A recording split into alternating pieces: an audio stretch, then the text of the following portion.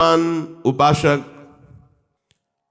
वाणी का वेग, मन का वेग, क्रोध का वेग, हिंसा का वेग, भूख का वेग और जनेंद्रिय जनित मैथुन का वेग जो सह जाता है, वही महात्मा निरंतर भजन कर सकता है, वही उपासक निरंतर भजन कर सकता है। नहीं, यही वेग आकर उसके भजन में अंतराय पैदा कर देते हैं। ये वेग वाणी का, मन का, क्रोध का, हिंसा का, उदर का, उपस्थ का यदि आप नहीं सहन करते तो ये आपके भजन में बाधा डाल देंगे, निरंतर भजन नहीं होने देंगे।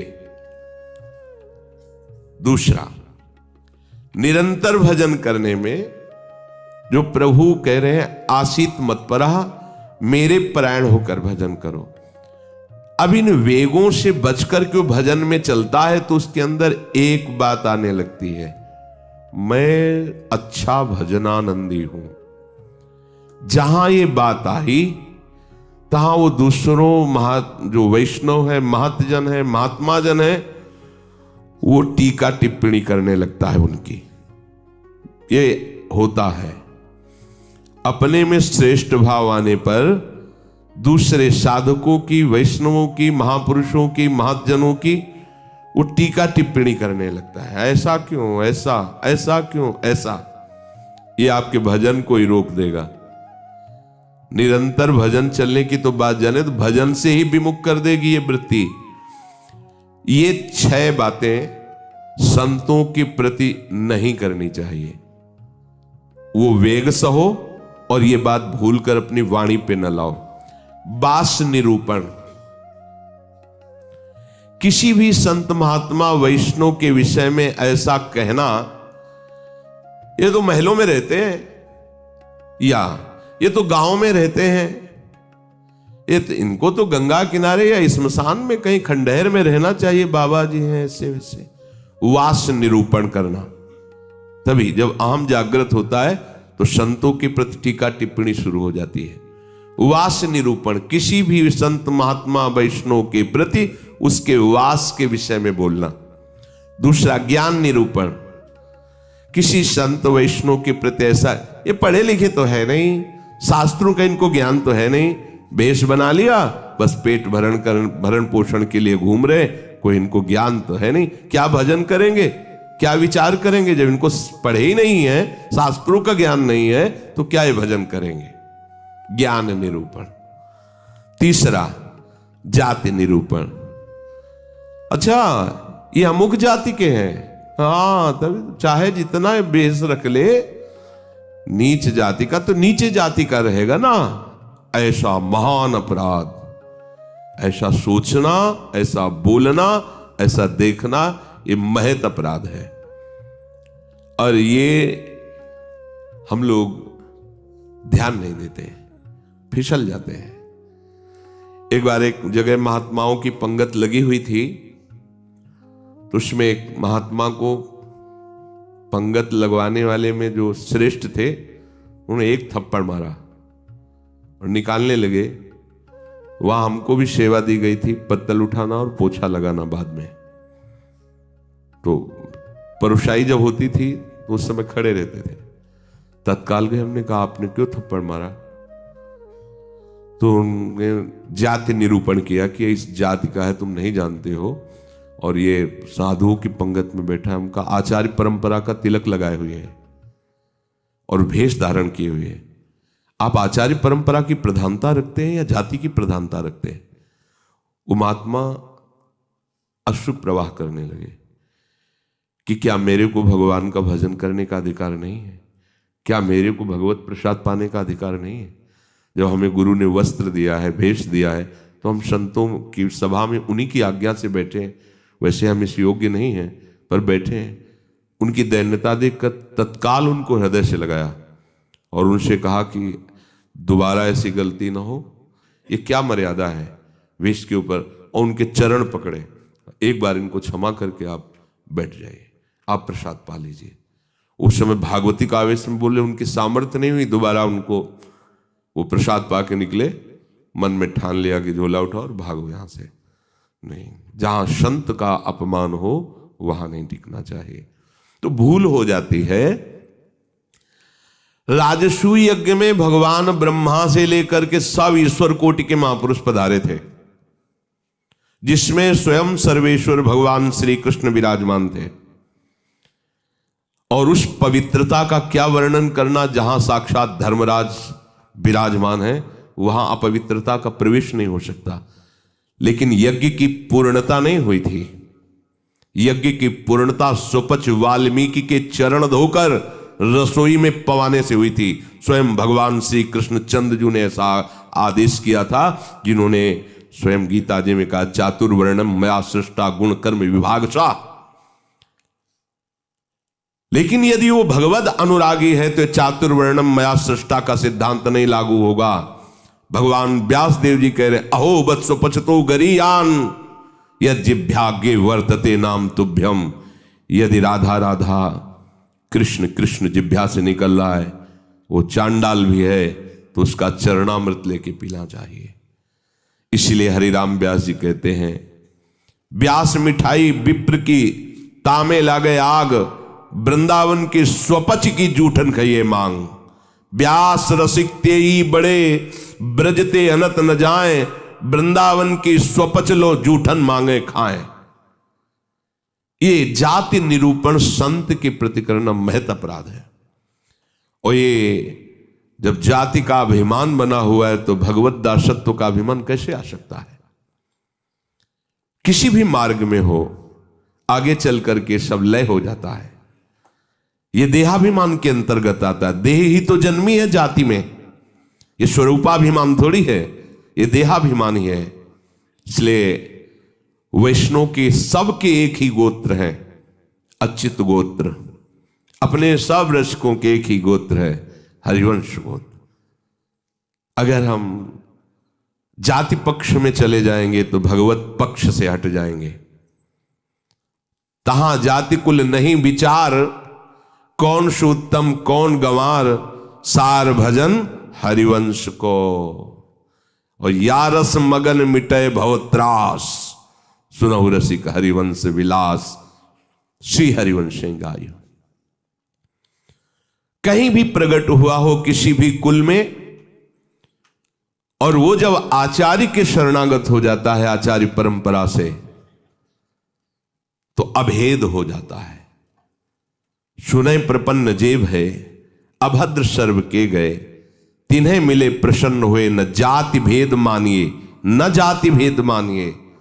उनको देख करके कहना चाहे, सुभाग हमारे अहोभाग्य आपके दर्शन हुए, आप पधारिए, आप विराजिए। और जैसे अपने पूज्य जनों का स्वागत किया जाता है, ऐसे मन में भी नहीं आना चाहिए कि ये अमुक जाति का संत है, इसके पैर कैसे छुएं, इसका चरणामृत के। अगर ऐसा तो आपका भजन बाधित हो जाएगा। जाति निरूपण, यही गलती हो गई थी दंडकारण्य के ऋषियों से श्री माता सबरी के प्रति। एक तो स्त्री जाति और दूसरी भीलनी। कैसे हम महाब्रह्म ऋषियों के बीच में बड़े बड़े कीड़ा पड़ गए थे, सरोवर के जल का प्रयोग नहीं कर सकते थे, सब अशांत थे। और भगवान श्री राम ने माता सबरी को सौभाग्य दिया, ऐसा जो ब्रह्म ऋषियों को भी नहीं मिला। इसलिए कभी किसी संत के जाति निरूपण न करें। ये बिल्कुल, देखो हम सब प्रभु के अंश हैं। कर्म के अनुसार शरीर में आए, कर्म के अनुसार कुल में जन्मे, लेकिन हमको वो लेके थोड़ी बैठना है। हमको तो अपने प्रीतम के पास जाना है। हम ये कुल कर्म को लेके, जाति धर्म को लेकर के, शरीर को लेकर बैठे रहेंगे तो अगला जन्म निश्चित हो जाएगा। हमें प्रभु के पास जाना है। जो ही ये बात सोचकर आगे बढ़े तो आप केवल प्रभु के हो गए, खत्म खेल। बस सृष्टि चक्र के खेल के लिए है चातुर्वर्णम।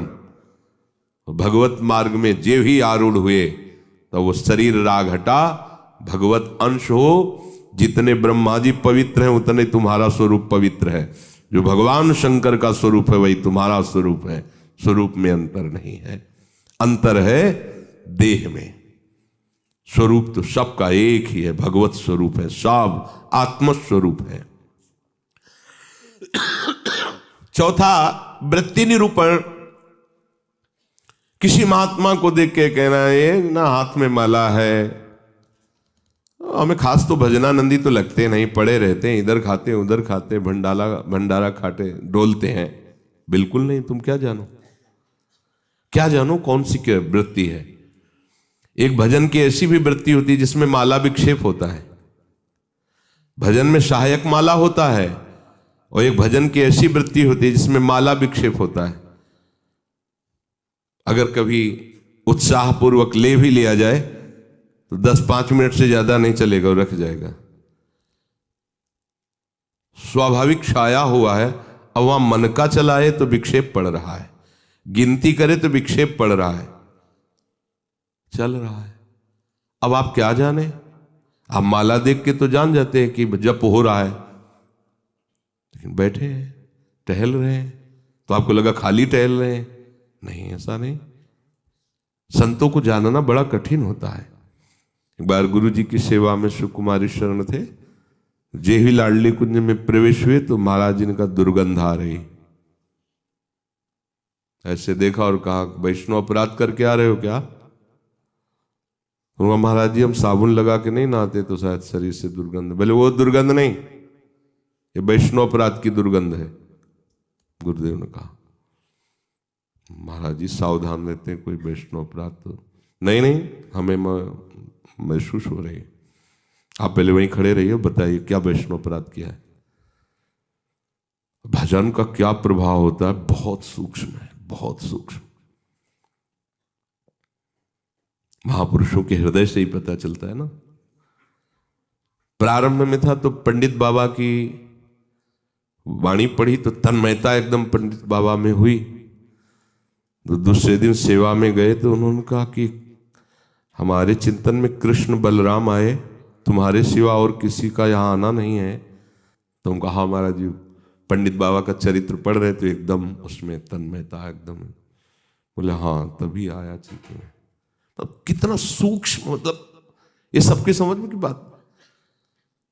परिक्रमा दे रहे थे जगन्नाथ बाबा की कुटिया, दोपहर में देखा महाराज जी गायब। देखा तो अप्सरा कुंड में ध्यानस्थ एक वृक्ष के नीचे बैठे। महाराज जी वहां से क्यों चले आए? बोले इतनी जोर के गोपाल मंत्र के वहां परमाणु सिद्ध पुरुष थे ना, तो हमें विक्षेप पड़ रहा था निज मंत्र में, इसलिए हट के चले आए। वहीं हम पढ़े, हमें कुछ पता नहीं चल रहा। आपका कितना सूक्ष्म, प्रवेश करते ही कह दिया आप वैष्णव अपराध करके आ रहे हैं, दुर्गंध आ रही। वो हाँ महाराज जी, अगर ये वैष्णव अपराध है तो फिर वो एक समोसा बांट रहे थे तो एक संत बार बार समोसा ले और खाते जा रहे थे, फिर लेते जा रहे थे, तो उसने धक्का मारा और दबकाक भगा दिया। तो हमें लगा कि कैसे संत हैं, इस समोसा के लिए बार बार हाथ फैला रहे हैं। तो बोले उनको जानते हो? बोले हाँ प्राय वो दिखाई देते हैं बिहारी जी की गली में। बोले जाओ, महाराज जी ने पैसा दिया 50 रुपये उस समय, अगर जाओ समोसा खरीदो, उनको दो और उनके चरण पकड़ो, उनसे कहो कि आपके प्रति हमारी ऐसी मलिन बुद्धि हो गई थी, आप हमें क्षमा करें, फिर सेवा में आओ। कितना सूक्ष्म है महापुरुषों का सुरक्षा कवच। किसी भी संत के प्रति, वैष्णव के प्रति, ये तो पड़ा रहता है, तो कभी माला नहीं लिए, तो कोई भजन ध्यान करता नहीं, इस प्रकार से उसकी निंदा करना, ये वृत्ति निरूपण है। पांचवा है स्वरूप निरूपण। इनके चेहरे में कोई तेज तो है नहीं, हमें लगता है कोई महात्मा तो है नहीं, बनावटी ही लग रहे हैं, कोई आकर्षण तो है नहीं इनके चेहरे में, सच्चे साधु नहीं है, ऐसा वैसा नहीं। आप क्या जानते हो, ये राख से ढकी हुई आग है, राख हटे तब पता चलेगा। अगर चेहरे से ही महात्मा की पहचान होती तो जड़ भरत जी को पहचान लेता रहुगण। और साधारण सत्संगी नहीं, कपिल भगवान से सत्संग करने जा रहा है, कोई साधारण सत्संगी नहीं, महापुरुषों का संग करने वाला है, फिर भी नहीं पहचान पाया राख से ढकी हुई आग को। जड़ भरत जी जैसे महान ब्रह्मभूत महापुरुष से पालकी उठवा दी, जब उनके वचन प्रकाशित हुए तो कूद पड़ा पालकी से चरणों के। इतनी ऊंची स्थिति के महात्मा, कांप गया। ये किसी भी महात्मा के बाह्य रूप को देख करके नहीं जाना जा सकता कि किस कोटि का महात्मा है, कितनी ऊंचाई का है। इसलिए इनमें तेज नहीं है, इनका चेहरा कोई आकर्षणकारी नहीं है, ऐसे कोई साधारण लगते हैं, कोई सच्चे साधु तो है नहीं, ऐसा नहीं करना चाहिए। छठवां, धातु निरूपण। भक्त या भगवत विग्रह की, अच्छा ये पत्थर के ठाकुर जी हैं, सप्तम धातु के हैं, ये काहे से बने हुए ठाकुर जी? अगर वो मंदिर में विराजमान तो साक्षात प्रभु विराजमान, कुटिया में विराजमान तो साक्षात प्रभु विराजमान। श्री विग्रह में पाषाण, लोहा, तांबा या काष्ठ की भावना ले आना, ये आपके निरंतर भजन में बाधा पहुंचा देगी। उन वेगों को सहना और इस अपराध से बचना।